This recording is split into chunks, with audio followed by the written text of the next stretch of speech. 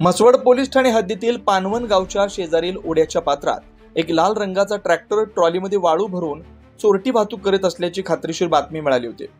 सदर ट्रॅक्टर व ट्रॉलीला पकडण्याकरता जात असताना पानवन गावाजवळ दिसल्यानं त्याचा पाठलाग करून पकडलं असता त्यामध्ये वाळू भरलेली दिसून आली। सदर घटनेच्या अनुषंगानं म्हसवड पोलिसांनी पकडलेले संशयित मनोहर जगन्नाथ जंगम व सयाजी पंढरीनाथ कुंभार यांच्यावर गुन्हा दाखल करण्यात आला। ट्रॅक्टर, ट्रॉली, वाळू असा 7,28,000 रुपये किमतींचा मुद्देमाल जप्त करण्यात आला।